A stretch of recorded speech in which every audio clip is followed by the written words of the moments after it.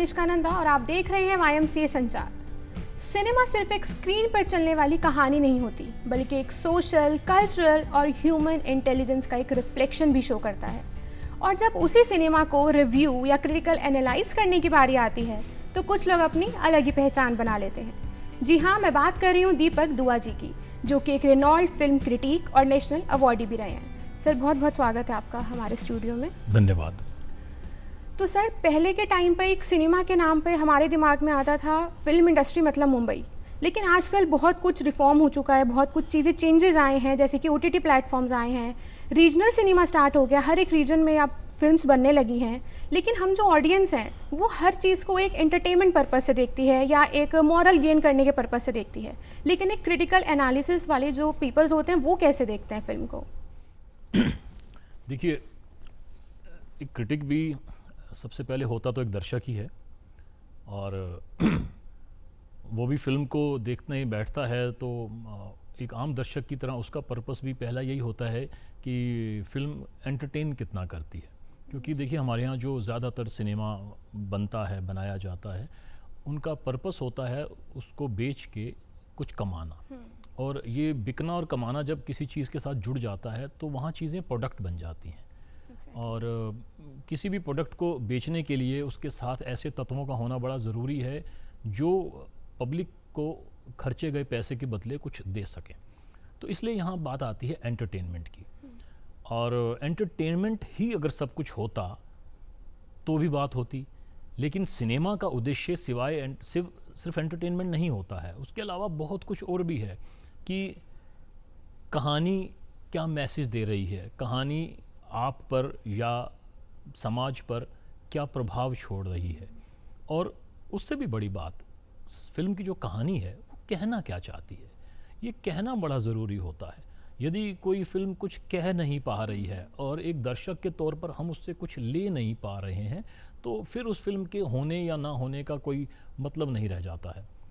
Film ठीक है, entertainment का एक साधन तो है ही, हम मनोरंजन के लिए फिल्म देखने बैठते हैं, लेकिन हम उसमें से जब कुछ लेकर उठते हैं तो वो सिनेमा जो है सार्थक हो उठता है। जैसे आपने अपनी लाइफ में बहुत सारी फिल्म्स देखी होंगी, बहुत सारी फिल्म्स को रिव्यू किया होगा, तो क्या ऐसी कोई फिल्म थी जिसने क्रिटिक से ज़्यादा आपकी पर्सनल लाइफ पे इम्पैक्ट डाल दिया हो? मैं एक फ़िल्म का नाम लूँगा और मैं ये कहूँगा कि वो एक ऐसी फ़िल्म थी जिसने मुझे फ़िल्म क्रिटिक बनने पर प्रेरित किया। मैं BCom का स्टूडेंट था, कॉमर्स का स्टूडेंट था मैं, और कॉमर्स के तमाम जो स्टूडेंट्स होते हैं उनकी तरह हमारा भी यही एक फोकस रहता है कि आगे चल के हम चार्टर्ड अकाउंटेंट की लाइन में जाएंगे, अकाउंट्स की जॉब करेंगे, ऐसा कुछ होता है। लेकिन एक फ़िल्म आई थी नाना पाटेकर निर्देशित प्रहार। उस फिल्म को देखते हुए मुझे लगा कि सिनेमा इस तरह से भी अपनी बातें कह सकता है। और जब उस फिल्म को देखने के बाद उस फिल्म पर लिखा हुआ पढ़ा कई अखबारों में, कई मैगजीन्स में, तो एक अलग अलग नज़रिया सामने आया कि किस तरह से उस पर लिखा गया था, गंभीर लेखन भी था उसमें। तो ये समझ में आया कि फ़िल्म को इस नज़रिए से भी देखा जा सकता है और फिल्म इस तरह से भी बनाई जा सकती है कि वो आपको कहीं हंसा नहीं रही है, कहीं उस तरह का वो सो कॉल्ड मनोरंजन नहीं दे रही है, लेकिन वो आप पर असर छोड़ रही है, आपको अपने आसपास के समाज की, देश की वो दशा दिखा रही है जो शायद बाकी जगह आपको उस तरह से नहीं दिख पाती हैं। और चूँकि हम जानते हैं कि सिनेमा एक बहुत ताकतवर माध्यम है किसी भी तरह की बात को कहने का, तो मुझे लगता है कि प्रहार एक वो ऐसी फिल्म थी। उसके बाद सिनेमा देखने का नज़रिया बदला, और उस दौरान संयोग से बहुत अच्छी ऐसी कुछ फिल्में आ रही थी जिनको मैं देखता रहा। मैं उन दिनों कॉलेज में था, और फिर हम जब पुरानी फिल्में उन दिनों टेलीविज़न पर, दूरदर्शन पर जो आती थी उन्हें देखते थे। जैसे ऋषिकेश मुखर्जी साहब की आनंद मुझे बहुत पसंद है, क्योंकि आनंद आपको जिस तरह से जीना सिखाती है, वो एक संदेश जो उस फिल्म में है वो मुझे बहुत अच्छा लगता है। तो इस तरह से बहुत सारी फिल्मों को देखते रहे हम, और उस समय एक शौक़ ये पैदा हुआ कि इन पर लिखा हुआ पढ़ा भी जाए। तो तलाश के न्यूज़पेपर्स में, अखबारों में, उन दिनों टीवी वगैरह पर तो ज़्यादा इस तरह की चीज़ें नहीं थी, तो पढ़ा गया, और धीरे धीरे ये एक इम्पैक्ट पड़ा कि मैं अपने आप को ये सोचने लगा कि मैं चूँकि जब सिनेमा को इस तरह से समझ रहा हूँ, देख रहा हूँ, तो क्यों ना मैं इसको अपना प्रोफेशन बनाऊँ, और फिर मैं फिल्म क्रिटिक की तरफ आया। सर जैसे आजकल सोशल मीडिया का ज़माना है और जेनजीज और हर बच्चा अपने आप को एक इन्फ्लुएंसर मानता है। कुछ भी वीडियोस डाली, कुछ भी उन्होंने अपना कंटेंट उठाया और वो एक इन्फ्लुएंसर समझता है। फिल्म रिव्यूज़ डालते हैं आजकल के बहुत सारे बच्चे, तो वो अपने आप को एक इन्फ्लुएंसर, एक फिल्म क्रिटिक समझ रहे हैं और एक आपका जैसे प्रोफेशन अलग है। तो इसमें हम डिफ्रेंशिएट कैसे कर सकते हैं या उनका आगे फ्यूचर क्या है? जी जी, देखिए सोशल मीडिया जब से ये बूम आया, सोशल मीडिया के आने के बाद या उससे पहले भी एक फ़िल्म रिव्यूअर तो हर किसी के अंदर होता है। जब ये सोशल मीडिया नहीं भी था और आपने मान लीजिए कोई फ़िल्म देखी और आप फ़िल्म देख के निकले और किसी दोस्त ने पूछा कि कैसी लगी, तो आप उसे बताते थे ऐसी लगी, तो ये आपका रिव्यू होता था। अगले दिन आप अपने स्कूल में या कॉलेज में गए और आपने बताया कि कल मैंने ये फ़िल्म देखी, तो कैसी थी, तो आपने उसके बारे में अपने विचार बताए और वहाँ बैठे दोस्तों में से किसी ने देखी हुई है तो उसने भी अपने विचार बताए। तो इस तरह से एक फ़िल्म पर डिस्कशन होना चाहिए, ये बड़ा ज़रूरी है। और सोशल मीडिया ने हम सबको ये आज़ादी दी कि हम लोग अपने व्यूज़ जो हैं, अपने बातें जो हैं, अपना नज़रिया है वो लोगों के सामने ला सकें। लेकिन यहाँ एक बात को अंडरलाइन करना बड़ा ज़रूरी है कि फ़िल्म रिव्यूअर और फ़िल्म क्रिटिक ये दोनों अलग होते हैं। किसी फ़िल्म को देखकर उसकी आपने कमियां बता दी, खूबियां बता दी, अपनी राय बता दी, अगर सिंपल तरीके से आपने बता दिया फ़िल्म ऐसी है वैसी है, तो ये एक तरह का फ़िल्म रिव्यू तो आपने कर दिया। लेकिन फ़िल्म क्रिटिक जो है वो उसे थोड़ा सा अलग नज़रिए से देखता है। वो उसकी जो कहानी है, कहानी के अंदर जो विचार है, जो विषय है, उनके भीतर घुसता है, कहानी क्या कहना चाह रही है।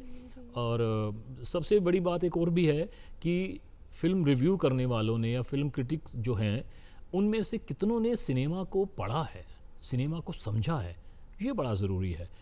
हो क्या रहा है कि आज कोई भी कैमरा उठा रहा है और कहीं भी फ़िल्म देख रहा है और कहीं भी खड़े होकर कुछ भी बोल रहा है, लेकिन क्या वो उसका बोलना सटीक है? क्या उसको सिनेमा की नॉलेज है? उसने कितना सिनेमा देखा हुआ है, कितना सिनेमा उसने पढ़ा है?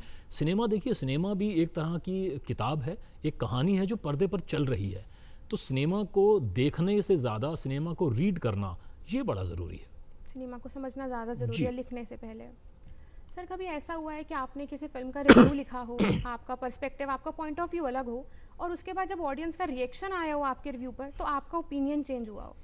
नहीं, ऐसा मेरे साथ नहीं हुआ। उसका कारण ये है कि जब हम किसी फ़िल्म को देखिए, मैं वही बता रहा हूँ कि रिव्यूअर और क्रिटिक में कहाँ फ़र्क आता है। जब हम किसी फ़िल्म को देखते हैं, किसी फ़िल्म के बारे में एक राय बनाते हैं, ओपिनियन बनाते हैं, तो उस ओपिनियन को बनाने के पीछे उस फ़िल्म के बारे में जो स्टडी हमने की अपने भीतर, हमने उस फ़िल्म को कैसे समझा और रिव्यू लिखते समय हमने किन कारणों और किन तर्कों का इस्तेमाल किया। हमने हवा में उठाकर नहीं लिख दिया कि फ़िल्म में दिखाई गई ये बात सही है या ये बात ख़राब है, बल्कि हमने अपने तर्क दिए, अपने कारण दिए कि ये बात क्यों सही है या ये क्यों सही नहीं है या ये कैसे बेहतर हो सकती थी। तो यहाँ जब हम चीज़ देते हैं, और ऐसा बहुत बार होता है कि हम बता रहे हैं कि ये फ़िल्म जो है ये इसमें कमियां हैं, इसमें खराबियां हैं, लेकिन वो फ़िल्म बॉक्स ऑफिस पर चल रही है। बॉक्स ऑफिस और फिल्म क्रिटिसिज्म, इन दोनों को मिक्स करना ठीक नहीं होगा। ऐसे बहुत सारे एग्जाम्पल हैं कि फ़िल्म बहुत अच्छी है, दुनिया ने उसकी बहुत तारीफ़ें की और क्रिटिक्स ने उसकी वाहवाही की, लेकिन वो फिल्म बॉक्स ऑफिस पर नहीं चल रही है। लेकिन सफल होना और हिट होना, सफल होना और अच्छा होना, इन दोनों में अंतर है। फ्लॉप होना और ख़राब होना, इन दोनों में अंतर है। ज़रूरी नहीं कि हर ख़राब फिल्म फ्लॉप ही हो। वो फिल्म आपको एक फौरी मनोरंजन दे सकती है, मोमेंट्री एंटरटेनमेंट मिल रहा है आपको, तो आप उस फिल्म को देख लेंगे। टाइम पास के लिए लोग बहुत सारी फिल्में देख लेते हैं और वो फिल्म चल जाती है, उसकी कॉस्ट कम है तो वो कमा भी जाती है, बॉक्स ऑफिस के आंकड़ों में आप उसको हिट दे देते हैं। लेकिन ऐसा होने से कोई ख़राब फिल्म अच्छी तो नहीं बन जाती। फिल्म के अच्छे और ख़राब होने और फिल्म के हिट और फ्लॉप होने, इन दोनों को हमें अलग रखना पड़ेगा, तब जाकर हम सिनेमा को गहराई से समझ पाएंगे। फिल्म रिव्यू लिखते हैं जब आप लोग, फिल्म क्रिटिक करते हैं, तो क्या उसमें फैक्ट्स का ध्यान देते हैं या freedom of speech and expression का भी यूज़ कर लेते हैं या ऑडियंस के इन्वॉल्वमेंट पे आप लोगों को ज़्यादा डिपेंडेबल है? मुझे लगता है कि हर रिव्यूअर या हर क्रिटिक का अपना एक अलग स्टाइल होता है। कुछ लोग फैक्ट्स की बहुत बातें करते हैं अपने रिव्यूज़ में।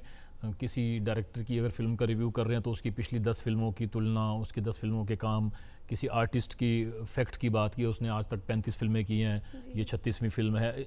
लेकिन और दूसरी बात आपने कही कि ऑडियंस की बात, तो कुछ लोगों को ये डर रहता है कि मैं फ़िल्म की बुराई कर रहा हूँ अपने रिव्यू में और पता नहीं ऑडियंस इसको कैसे लेगी।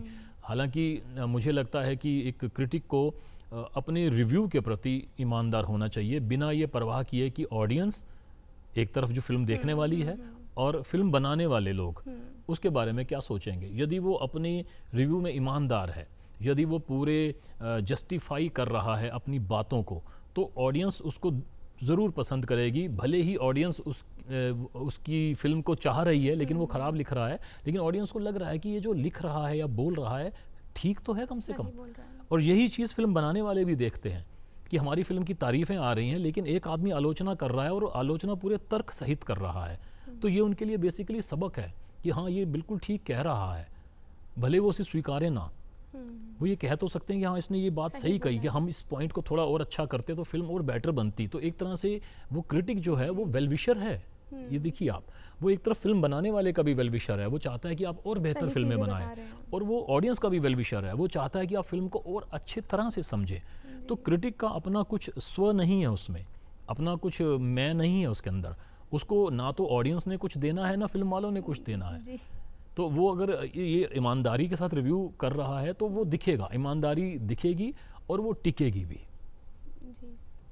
अगर सर जो यंगस्टर्स अब आ रहे हैं या जो स्टूडेंट्स आगे जर्नलिज्म फिल्म मेकिंग में जाना चाहते हैं, उनके लिए आपको एडवाइस देना चाहेंगे? देखिए, मैं उनसे ये कहूँगा कि फिल्में देखिए और सारी फिल्में देखिए।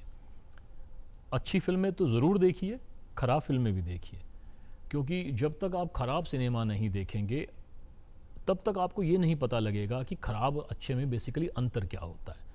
जैसे आप पौष्टिक खाना खाते हैं, हेल्दी फूड खाते हैं, हमेशा अच्छी डाइट पर रहते हैं, रूटीन से खाते हैं, आपको पता ही नहीं कि जंक फूड होता क्या है, जंक फूड का असर क्या होता है, तो आप कैसे ये डिफ्रेंशिएट कर पाएंगे कि जंक फूड और हेल्दी फूड में अंतर क्या है। अच्छा सिनेमा देखेंगे, धीरे धीरे आप ख़राब सिनेमा से हटना शुरू हो जाएंगे। ख़राब सिनेमा जब आप देख रहे हैं तो आपको पता लगता है कि ये ख़राब क्यों है। तो सिनेमा देखिए, हर तरह का सिनेमा देखिए, हर भाषा का सिनेमा देखिए, हर देश का सिनेमा देखिए, तो आप समझ, क्योंकि सिनेमा अपने, जैसे आपने पहले कहा कि सिनेमा सिर्फ एक ऑडियो विजुअल मीडियम नहीं है, वो अपने साथ एक कल्चर लेके चलता है, उस देश का, उस समाज का वो पोर्ट्रे कर रहा है पर्दे के ऊपर। तो जब आप इन चीज़ों को देखते हैं ना तो आप समझते हैं और ये समझ धीरे धीरे आप में विकसित होती है। और दूसरी बात, जब आप सिनेमा देखते हैं तो सिनेमा पर लिखा हुआ पढ़िए। किसी फिल्म को आपने देखा, आपने अपना एक ओपिनियन बना लिया, आप उस फिल्म से जुड़े जो भी रिव्यूज़ हैं, जिन लोगों को आप पसंद करते हैं कि हाँ इनके रिव्यूज़ अच्छे होते हैं, सेंसिबल होते हैं, उन 8, 10, 15 लोगों के रिव्यू पढ़िए, समझिए, और आप देखिए कि उन लोगों ने इस फिल्म को, सिनेमा के इस पीस को किस एंगल से देखने और समझने की कोशिश की है। तो धीरे धीरे आपके अंदर एक सिनेमाई समझ विकसित होती है और आप अपने आप को और ज़्यादा ग्रो कर पाते हैं। Thank you so much sir, बहुत बहुत धन्यवाद सर, आप आए, आपने हमें अपना टाइम दिया, हमसे बातचीत की, और ऐसे ही तमाम एपिसोड देखने के लिए बने रहिए YMCA संचार के साथ। धन्यवाद।